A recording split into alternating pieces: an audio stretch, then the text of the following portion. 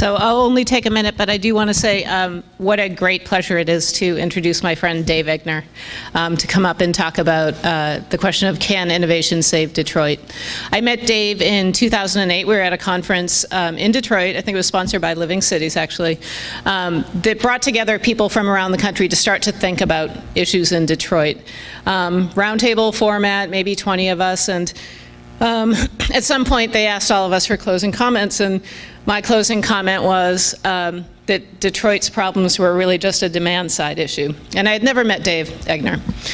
And a few people picked up on this theme that, you know, the issues in Detroit were a demand side issue. And I noticed, I'm thinking, that nice man in the corner keeps shaking his head no every time someone repeats this phrase. And that was my introduction to Dave Egner. And 3 years later, in the middle of the night in a dining room in Cambridge, I was writing the chapter for Detroit Future City of kind of where the economy in Detroit should go, and was writing the first paragraph of this, and the first paragraph was my answer to Dave, which was, you were right. You know, this was not a demand side problem. And Carlos likes to say that these are about conversations, this conference is about conversations, so I've appreciated having the chance to continue this conversation with Dave, continue this conversation with his staff, Pam Lewis, and have worked with them over the years, and have now been working in Detroit for about 5 years. And they're two of the people who have really shaped the way that I think about these issues. But more importantly, they're two of the people who are shaping the way the country is thinking about these issues. So with that, I would like to introduce my friend Dave Egner, the Executive Director at NEI and the President of Hudson Webber Foundation. Great. Thanks, Teresa. Thank you. It's really great to be here. I have a professor friend at Michigan State who saw I was speaking today, and he said, I've looked at the agenda, I can't figure out why you're on it. You got Katz, who has this great intellectual capacity, and you don't curse nearly as well as he does. You've got Ray Leach, who has this great experience base. You've got guys like Dan Redis, who's not only been in the investment banking world, but is now dealing with the issue of inclusion and social equity. I don't get it. Why are you there? And he's an economist as well as a professor. He said, but, you know, you're not like me. You're not a professor and an economist. And I said, yeah, I'm a foundation guy, so I'm like a professor and an economist. We both observe the world and try to make sense out of it, plot data points. We both then oversimplify to explain complex, very complex issues and how we might approach them. And we both don't really do anything. We just take credit for everyone else's work. So with that, let me take credit for a lot of work done by others. This is the question that would scare anyone from Detroit. I would not ever in my hometown speak to this question because we've had so many can blank save Detroit. And ultimately, I will offend some of my friends here from Detroit, so much so that my colleague Ned Stabler from Wayne State University, who's in the back, is going to make just an absolute jolt for the door shortly. He's going to use the excuse of catching an airplane, but I'm sure it's because I would have offended him by that time.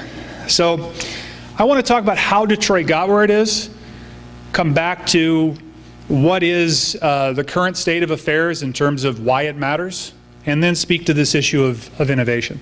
So let's start with how Detroit got here. Manufacturing site of more than just automobiles. It started out as a fur trading post, became a lumber town. It built stoves. This is a picture of a bike shop. It was a major regional manufacturer of bicycles at one point. And then came the assembly line and the automotive industry, which we all know from high school textbooks. It changed the economy and the way of thinking. Great innovation. The real innovation that changed Detroit in virtually the United States was not the assembly line. It's what came 100 years and 6 days ago. The $5 a day wage. 10,000 people lined up outside of the Ford headquarters to apply and be interviewed on the day it was announced. Big migration started from the South. The prevailing wage in the auto industry was $2.34 a day. It was more than doubling that wage. And it did more for creating a middle class, moving the way we think as a culture, than any other point up to that time in history. This was the innovation, the $5 a day wage. So that in-migration really created an interesting phenomenon in Detroit. Here's a population map. So if you look, 1914 was the year. Look at what happened in the next census tract. The population more than doubles as this in-migration starts. The majority of that coming in that 6-year period between 1914 and 1920. And you can then see we peaked at almost 1.9 million. And then suddenly there's this decline. Well, this was also a Midwest and a U.S. phenomenon because of the Eisenhower Highway Bill. Here's a map of the original Detroit Eisenhower Highway Bill plan. And I don't think it was intended at the time, but the reality is the arrows point out. This caused the out-migration because the American value system said, what I value is an acre of land with my home on it. We still had 1 foot in an agrarian society, and we valued this notion of being on the land where we could control an output of what our lawn looked like or what our garden looked like. Land was valuable to us, and having lots of it was of great value, and the out-migration started. What happened to Detroit was a tremendous amount of sprawl. It's a city that spread out in tremendous ways across multiple counties. And Mayor Lodge in the 1920s, in an effort not to build new infrastructure, stopped the growth of the city, and the city didn't grow with the sprawl. So ultimately, he gave away the sewer and water system, then the highway bill caused the out-migration, and the city had locked its borders at 8 Mile, and had locked its border at Outer Drive. So the city couldn't grow anymore. 139 square miles is a fairly large city. By the scale of most U.S. cities, though, it's not outlandish.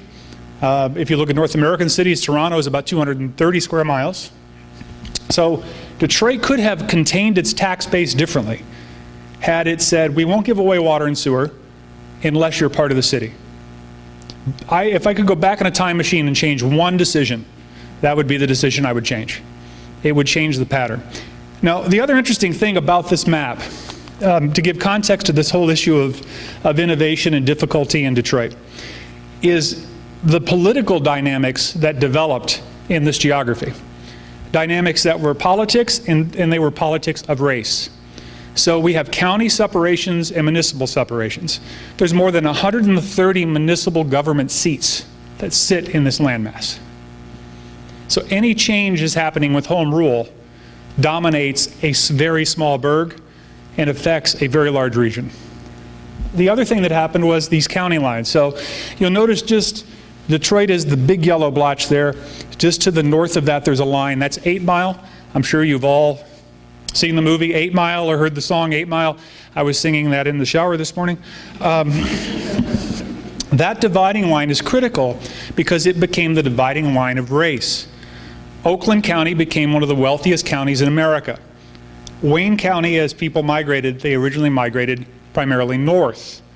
And what happened politically was, as the city became predominantly African American, the folks in Oakland County pointed into the city and said, we don't want to be like those folks who don't know how to run a government. See, they're failing. That was code for African American. And African American political dynasties were built pointing the other way, saying, those folks in the suburbs are trying to take our gems.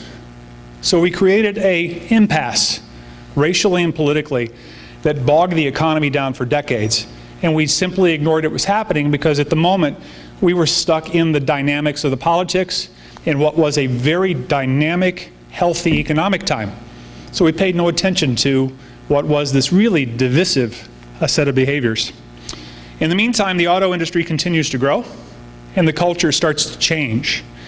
What we see happen is a move away from innovation to one of control. So this very innovative society, perhaps the most innovative place on the planet in its time, starts to now look at command and control structure. If you're driving an automobile, you want to make sure every bolt, every nut, every single button is absolutely to spec. You don't want innovation on the line. And since the line's on automated, other than moving it down a conveyor belt, you move away from innovation. And if you're meeting this new high wage threshold, you don't want to do anything to tick off the people who have the ability to remove that wage from your checkbook.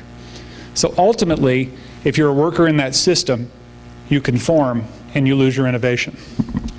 I want to illustrate how that culture really plays.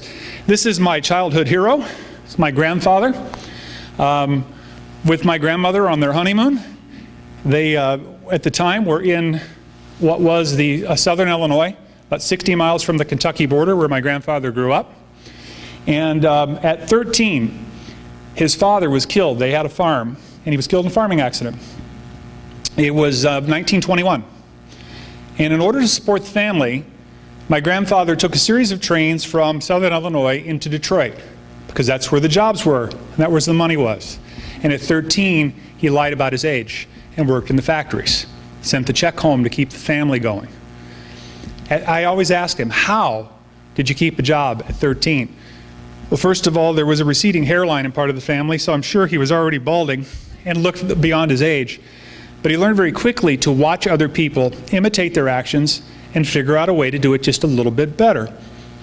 And he then migrated south to be closer to home, and in 1929, at the age of 21, he went to work for a Monsanto plant in East St. Louis.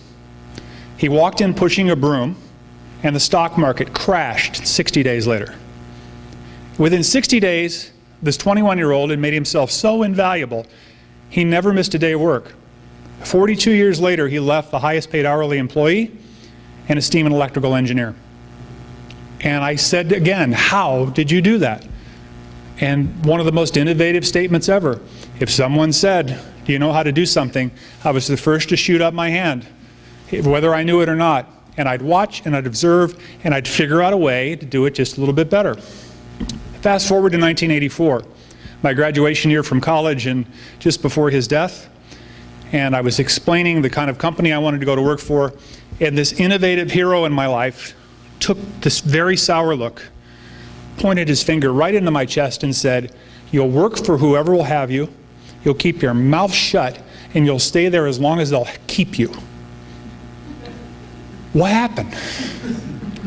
How did this innovative, clever, adaptive person become so inward-looking and protective?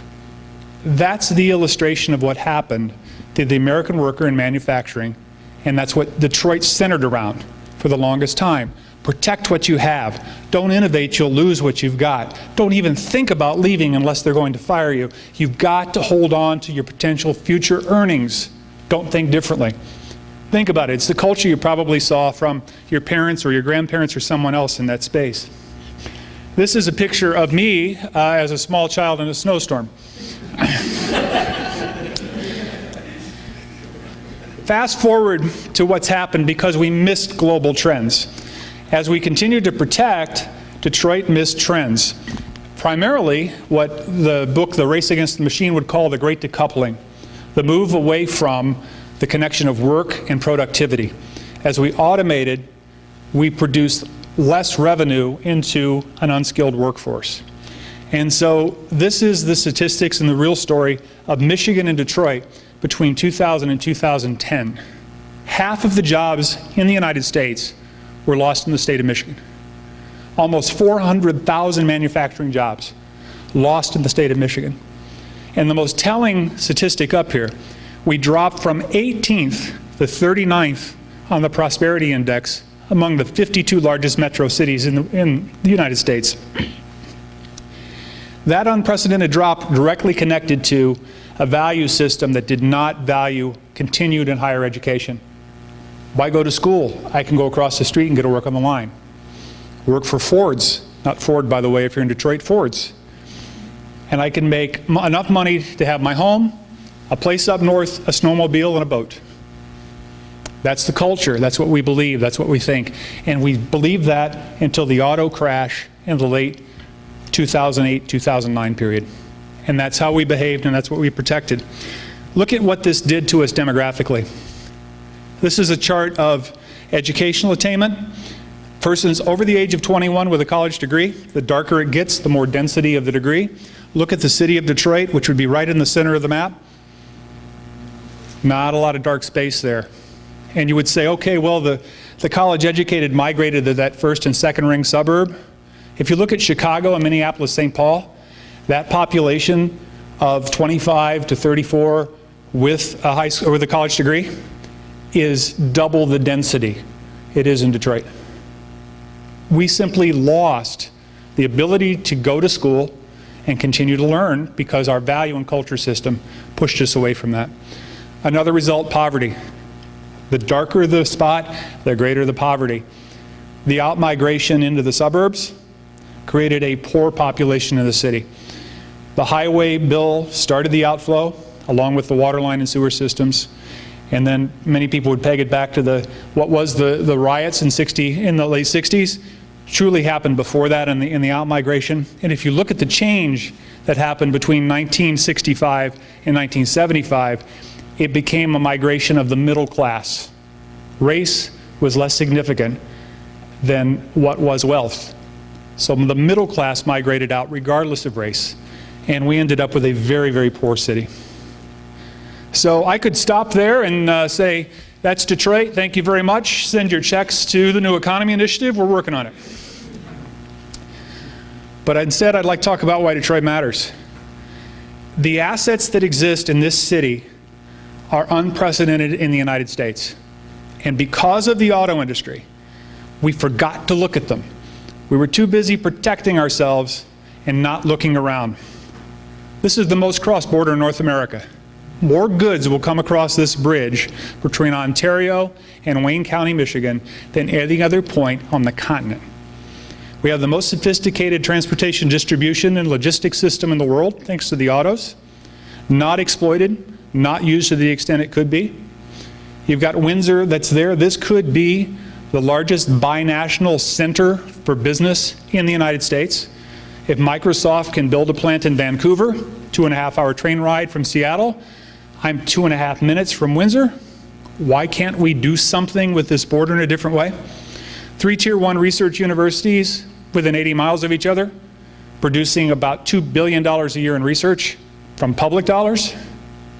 6th largest creative class in North America, largest concentration per capita of engineers in North America. The assets are unprecedented. I added this map for 2 reasons. To remind me to talk about water. We're surrounded by 20% of the world's fresh water supply, which is a resource that the United States takes for granted. There's a water shortage, and here we sit with water surrounding Michigan. It's the only place you can tell where you are by holding up your hand, because everything around it, if I do that, it's the UP, everything around it is water. So there's this tremendous resource. The other reason I throw this map up is to show you that, as Bruce Katz said yesterday, Canada actually is south of Detroit. So the landmass to your left is United States and Michigan and part of Ohio. To your right is Ontario and Canada. My kids hate this map because the Journey song, Don't Stop Believin', you all know that song, right? Is ruined for them for life. Because every time it played and they said the words, you know, he was born and bred in South Detroit. The damn guy's Canadian, it's not possible. You got all kinds of international marriage problems. It's not going to work out. The romance cannot work in today's customs environment. Another reason Detroit matters is talent. There is a new inflow of talent. Opportunity Detroit is a motto that was put in place by Quicken Loans, the Dan Gilbert people. They now have control of 42 buildings downtown. They're reinvesting. They've moved population. Companies have followed them. We have gained 20,000 new jobs in downtown Detroit in the last 20 months. It's thriving. It's starting to be vibrant. And it is indeed a place that has a new energy. Midtown Detroit, which has Wayne State University, Detroit Medical Center, and the Henry Ford Health Systems, Henry Ford Hospital, which those 3 alone employ about 30,000 people. It's currently at 97% rental occupancy. Downtown's about the same. If you're in the corridor of Detroit and you want to rent, you can't find a place. The ones you can find, you don't want to rent. We have, for the first time, a supply problem in the housing market in downtown Detroit. Talent is coming to cities, not to suburbs. Detroit matters for Michigan because it is the city. The cultural gems are concentrated downtown. 3 of the 4 sports teams are concentrated downtown. Talent will follow the culture. And Detroit matters for that reason. The third reason Detroit matters is the brand and its international impact. I don't know, how many of you know Shinola? Not the shoe polish, but the company. Their original phrase was, "You don't know Shinola." And for some of you my age, you'll understand what that means. Shinola came to Detroit. It is a company building watches and bicycles and producing leather goods. They're now using Shinola Detroit, where America is made. The reason they're in Detroit, because made in Detroit polled more powerfully than made in the USA. And they fell in love with the city. But there is a vitality, a reality, an authenticity that drew Shinola in, and others are starting to follow that. My favorite Shinola ad, as the bankruptcy was announced, with their new watch brand, the Birdie. For those of you who've given up on Detroit, we give you the Birdie. There's Shinola in production, and you remember this picture? Shinola has repeated that through their bicycle factory. The only difference is, I think I could buy a bike for about $1 here. These start at $2,000. They're high-end. Everything about Shinola is high-end. Those of us from Detroit can all hold up our Shinola watches, which we all have on. You can order them online, by the way. This was a gift because I cannot afford this on my salary. It's high-end, but they're selling it based on where it's made, Detroit. There is a value in the brand. So between assets and talent, and the need for talent in the city and the region, and this notion of what is a brand and a legacy, Detroit matters tremendously. So how do we restore a center of gravity? You saw that out-migration that took place, and I really want to spend the rest of my time talking about that and how innovation works at restoring a center of gravity to what has been the shoot-off of satellite innovation districts, satellite manufacturing districts, satellite education systems. We have a series of satellites that seemingly were without a body to orbit around for a very long period of time. First, let me discuss the difference between innovation and entrepreneurship, which we've been talking about the last day and a half substantially. I would point out that if you look at the far right side of this screen, pure research, and the far left side, pure retail. I'm just opening my shop because there seems to be a demand for it. And what we're finding is, as we're looking at Detroit, and Teresa Lynch, thank you for putting this into a Venn diagram for us originally. This issue of what's on the right side of the diagram is very regional, has regional impact. It's about creating new concepts that drive trade, drive new high-tech jobs, new high-growth jobs, export possibilities, and it's regionally driven. The left side, entrepreneurship, is very locally driven. It's about local push and local access. What's interesting is, if you get to the left side far enough, it has a finite ability to grow without the right side growing as well. So what we've done in Michigan and in Detroit for years is said we've got to focus on one or the other. We've not focused on both. If we don't have a very deliberate effort to grow innovation and entrepreneurship at the same time, we can't fundamentally change the economy. That's what we've discovered. Let me talk about this district as a center of gravity for a moment. So Bruce Katz put up a slide very similar to this yesterday. This is about a 4.5 square mile space, anchored to the south by downtown. I mentioned Dan Gilbert and the work that he's doing. He's essentially building an IT hub that's attracting lots and lots of businesses and new employees. To the north end, you've got Tech Town and Henry Ford Health Systems, Wayne State, Detroit Medical Center, and there's a plan in play to build what is a dynamic Tech Town campus, which would be anchored by primarily life sciences, biomed, and then a group of mixed kind of manufacturing and creative businesses. In the middle are essentially the cultural gems of the region. The DIA, Detroit Institute of Arts, always ranked one of the top in the country. Detroit Symphony, always one of the top in the country. Sports teams are playing down in the downtown area. This is a dynamic, very dynamic corridor with tremendous opportunity to create a district that will attract more and more talent. About 50% of Detroit's jobs are in this corridor, which is stunning. 139 square miles. This is about 4.5 square miles, half the jobs in this district. So that's an important thing I want to come back to. Also within this district, these are the grantees of the New Economy Initiative. There is a densifying of entrepreneurial and innovation resources in this district. So in the north end, you've got what are essentially the hospitals, the university, Tech Town, Next Energy, those institutions that are driving more of the innovation pieces. On the south end, you have entrepreneurial servicing organizations, as well as in the middle. I put this regional map up for another reason. With the exception of 2 dots on that regional map, that's just to the right, every one of the other dots has a presence in this district. They've opened an office because that's the gravity.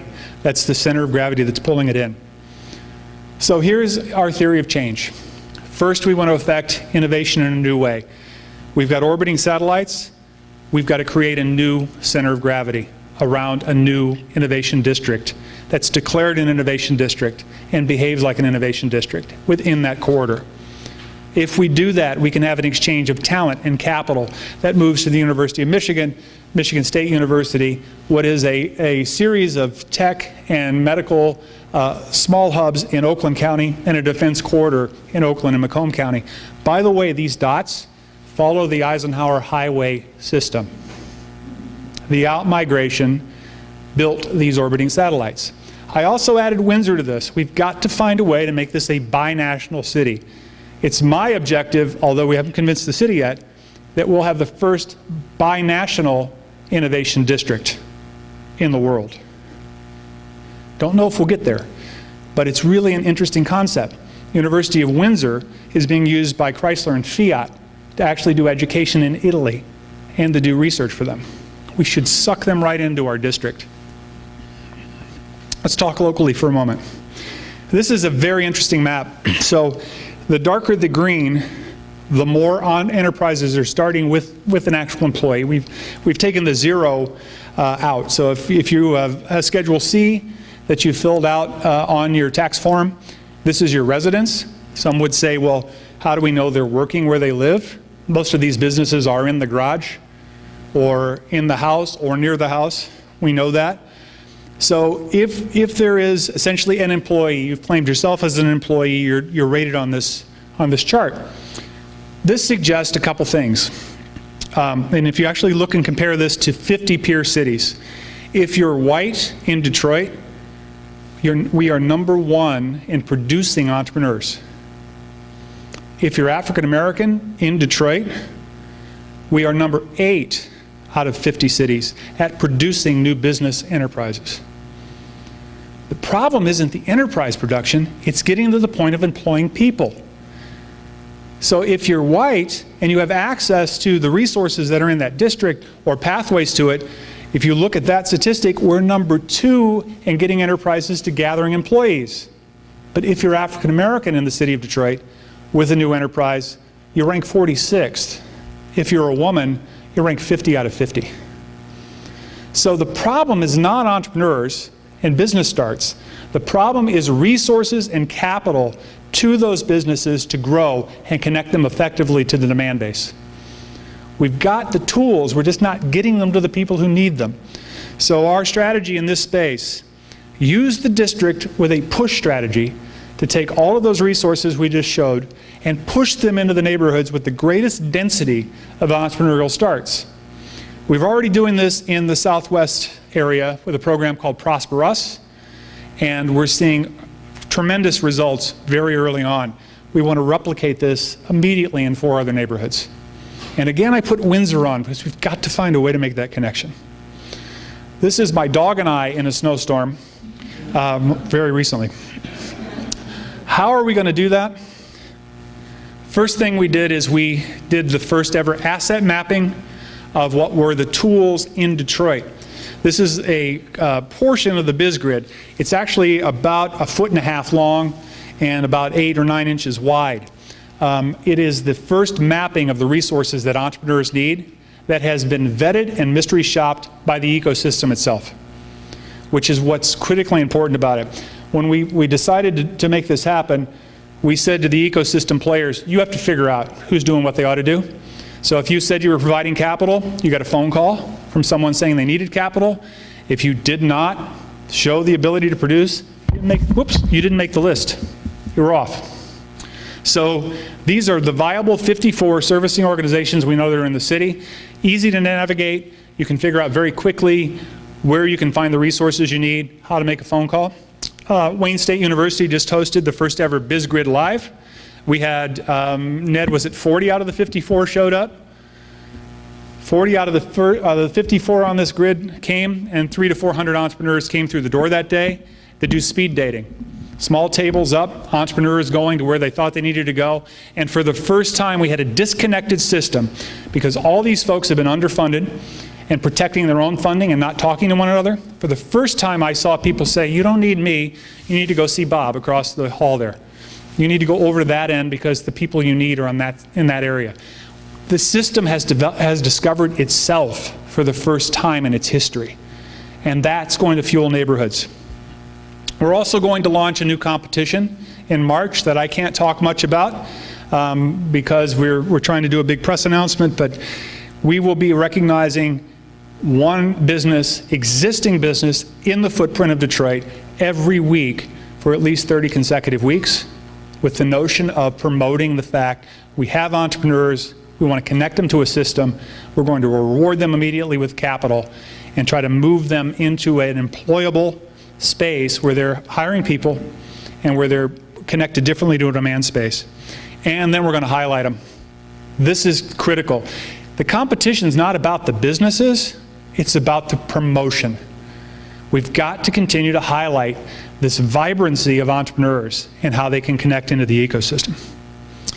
So, in a nutshell, Can Innovation Save Detroit comes down to this.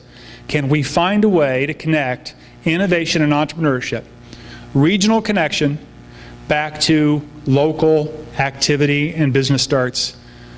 We think the Innovation District is the way that we can do that. We'll pull in the region and we'll push services out to neighborhoods in that manner. So, can innovation save Detroit? It already has. It created it, it grew it, it evolved it. When it hit its bottom, it changed it, it propped it back up. The region has never been void of innovation. The real question is, can we use innovation to rethread a region and reignite a regional economy that's been fragmented for more than 50 years?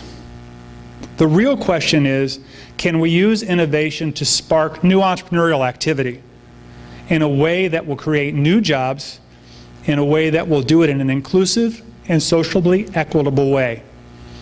And the real question is, can we do this in a time frame that's palatable? Because if I have one fear of what I've shown you, it's this. This is at least a 10-year strategy. We need activity today, not only in Detroit, but in the entire Rust Belt and other parts of the US. My impatience for this, I think, is healthy as a funder, but unrealistic as a citizen who wants to see action now. So that's my biggest fear as we move this forward. So that's what's happening in Detroit. Please don't tell my friends that I answered the question, can innovation save Detroit? And I'd be happy to take any questions. Ned, thank you for not jolting for the door.